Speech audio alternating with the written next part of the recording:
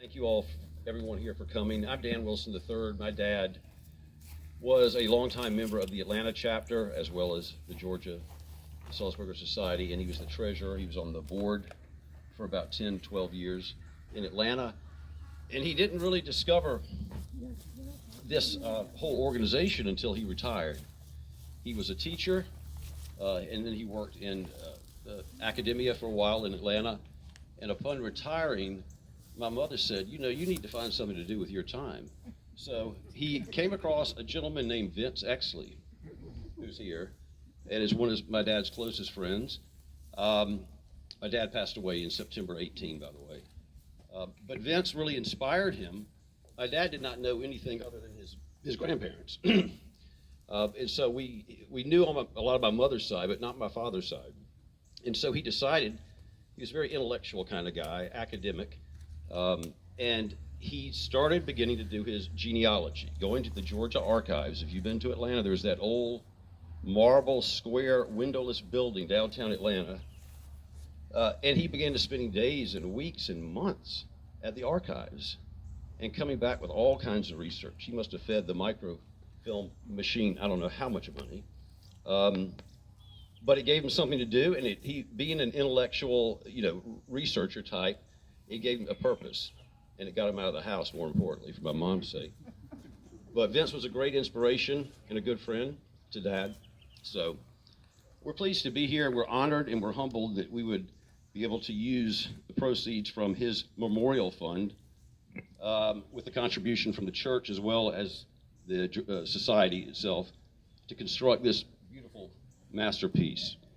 I think it looks awesome. I hope you all do too. A lot of work went into it, a lot of effort.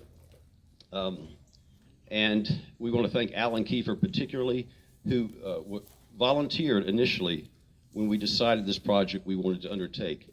The initial thought came from the Atlanta chapter, Pastor Bridgers, and the entire team there. We did not have the full amount, and I thought, what can we do with this few $1,000s in the memorial fund? And I asked Pastor Bridgers, do you need a Japanese maple out front with a plaque or something? He says, no, we got plenty of those. And so he says, but I think they need a pavilion. They've been talking about a pavilion down in Ebenezer, a shelter for people to get in from the sun and the elements, or when it rains, the growing number of visitors and tourists that we have down here. And so I came down and we started the process this past summer at the board meeting, and I was glad that there was indeed that need. And that's when Alan got involved and donated his time and effort. He, pro bono, did the general contracting and oversaw the entirety of the project. And Erica Bragg, I wanted to thank her because she's been, instrumental in a lot of it as well. So without that, it could not have happened. So who am I going to speak to next? Alan? Come on up here, Alan. This is you all know Alan Kiefer.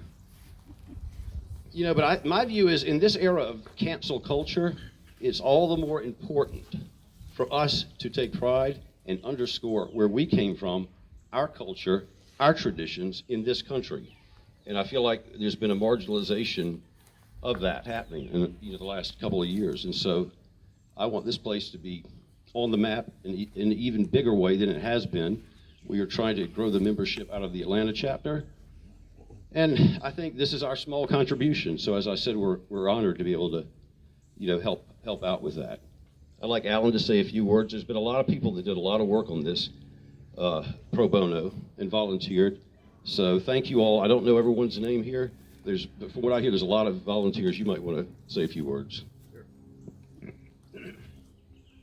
I'm kind of out of my element doing this. Those of y'all that may have known my daddy, this would have been right up his alley right here. I think first and foremost, we need to thank the Wilson family for their generous contribution. I would like to say too, my name's associated with it, but I didn't do it by myself. I've had a lot of people help me along the way. First, a lot of y'all may not know this, but Mr. Noble Boykin donates a tractor to the society, and that's a big help, and it was a big help with this. I called Harold Swanebeck. He kind of is the caretaker around here, and I guess he's the keeper of the tractor. And he brought it over and let us use it, and that was a huge help. So thanks for that. I guess I'll start kind of at the front. And the lumber, I'm kind of a sentimental guy. I thought it would be nice for somebody local to do it, local lumber. So I talked to Don Exley with Exley Lumber Company, and they cut all the lumber and had it treated. Then once we started constructing it, Marty Edwards, Carrie Edwards, Norman Turner, Gil Ziegler, Irvin Zoller, all helped, which was a huge help, and we had a lot of fun doing it. So I also want to thank my two guys that worked with me, Sid Warner and Keith Waters. They were a huge help, but hopefully there'll be many years of enjoyment with it. Okay. So this one's for Alan Webb Kiefer Jr., Carrie Edwards. I saw you here. Come on up here, Carrie. Come get it. Marty Edwards. Thank you.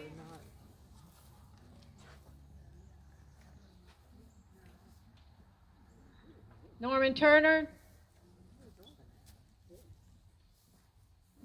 Gilbert Ziegler.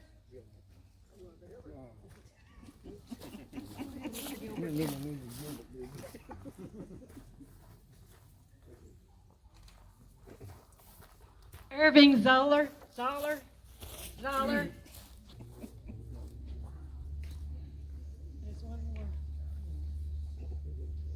Jeffrey Hardin. Okay, we'll see that they get theirs. Thank you. Thanks a lot. I know one thing that I hope that I get out of it is future generations of mine will maybe see my name on it and inspire them to work down here, do some stuff. So, thanks. Thanks, Alan, everybody.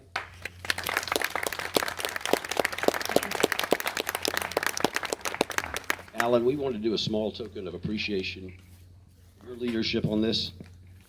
I was going to do a gift card at Chick-fil-A, but that was voted down. So with the generosity of Mr. Richard Kessler and the Kessler Collection, in the new hotel, I guess you all have heard, the power plant Riverside, which is opened up and is all the talk. We got you a weekend night at that hotel, the JW Marriott Plant Riverside, for you and your special person, your wife. She's here. And also dinner for two at the Stone and Webster Chop House. So just a small token of our appreciation.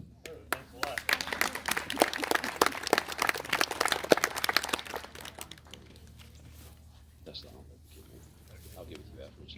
Yeah, Dad would be thrilled. Dad was a very humble man, and he would not want the hoopla or his name on anything like that. But we're going to do it anyway. We cremated my dad. That's what people do, or some people are doing this day and age. But with the cremation, you don't have a place to go to remember. And I thought that was important because Dad went around. He went to cemeteries that were so overgrown in cornfields in counties you've never heard of, doing his ancestral work. And Erica Bragg, amongst others, and Jennifer have been working to help document a lot of his research work, and I wanted to thank them both. But Erica, if you could come up. Erica's been instrumental, really, in helping coordinate down on this end of things since I'm in Atlanta, and I wanted her to say a few words and thank her personally. We do have a gift for her, but it's not here, so it's a work in process. But thank you, Erica. Thank you. In the fall of this past year, several of the ladies of the board met and made some acknowledgments guidelines. So our acknowledgments committee is something that I chair, and we make an effort to acknowledge those have made donations to our society.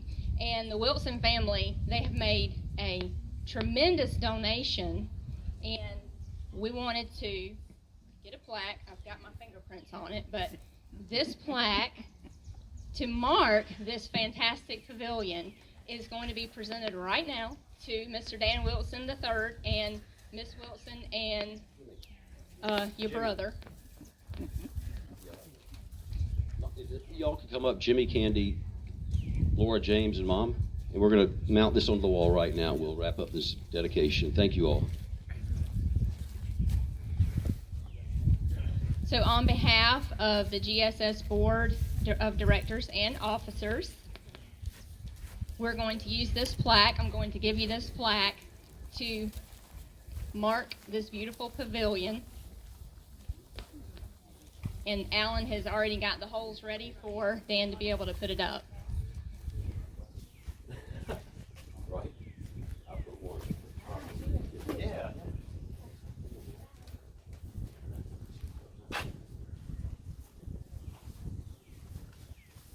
On time and on budget.